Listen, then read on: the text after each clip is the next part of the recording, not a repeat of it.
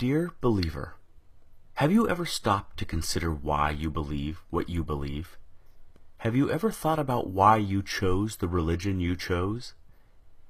Why do you believe in Jesus Christ as the only means to eternal salvation, and not in karma or reincarnation? Why do you believe that Allah is the one true God and Muhammad is his prophet, and not in the Four Noble Truths of the Buddha? Why do you hold to the Torah as the only revealed word of God, and not the Bhagavad Gita? Dear believer, do you ever wonder why your heaven resembles a utopian earth, and is composed of the same base elements found right here on this planet? Do you ever wonder why your deity governs within a power structure that resembles that of the specific time and place in which your holy text was written? Do you ever wonder why your God looks just like you, or the animals with whom you share the planet? Dear believer, is the faith you practice the dominant one within your culture? Do you not find it at least a little suspicious that the overwhelming majority of all religious believers adopt the religion of the society into which they were born, yet remain convinced they've lucked out or been divinely admitted into the one true faith?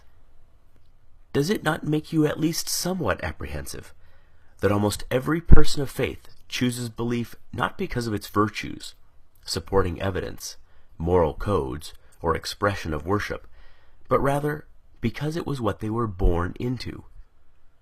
Why, out of the abundance of faith choices available, does almost every believer on the planet choose the faith that's within arm's reach? Are you a Christian because you were born in America or Europe? A Muslim because you were born in Saudi Arabia or Indonesia? A Buddhist because you were born in Japan or China? A Hindu because you were born in India? Can it be that faith is, in almost every case, just an accident of geography? Do you sincerely believe that had you been born in another country, you'd undoubtedly still be practicing the same faith you now embrace? Dear believer, is the faith you practice that of your parents and their parents before them? Is it the first to which you were exposed? Did you know that nearly all religious devotees end up believing what they were taught to believe by their parents? Why is it that we scoff at the idea of labeling a young person a Republican child, or a Marxist child, or a Keynesian child, understanding he or she lacks the intellectual discrimination, life experience, and wisdom to make such a complicated and nuanced decision, but we do not raise so much as an eyebrow when a youngster is referred to as a Christian child, surely a choice no less complex? Could it be that there's no such thing as a Muslim child, just a child of Muslim parents? Dear believer, you are supremely confident in your faith. You know it is the right one, and all others are wrong. You are literally willing to bet your eternal soul on that very fact. And yet, have you ever stopped to consider that there are 24 major religions and literally thousands of different faiths practiced on this planet? Did you know that within Christianity alone, there are more than 45,000 different denominations, each claiming to understand ultimate truth better than all the others? Do you realize that each member of every faith practiced is just as devout, just as sincere, and their conviction every bit as sure as yours? Did you know they too read infallible holy texts, have airtight apologetics, have experienced miracles, feel God's presence, sense his still small voice, obediently follow his perfect will for their lives, love him indescribably, and can defend their belief with the same fervency as you do yours? And yet, since every religion is mutually exclusive and contradicts the others in matters both large and small, they cannot all be right. Right? You know, you just know, your faith is the exception. And yet, if every member of every faith feels just as you do, what are the odds you're right? Dear believer, I've often been told that my unbelief is a guarantee of missing out on heaven and ending up in hell. But who's heaven? Who's hell?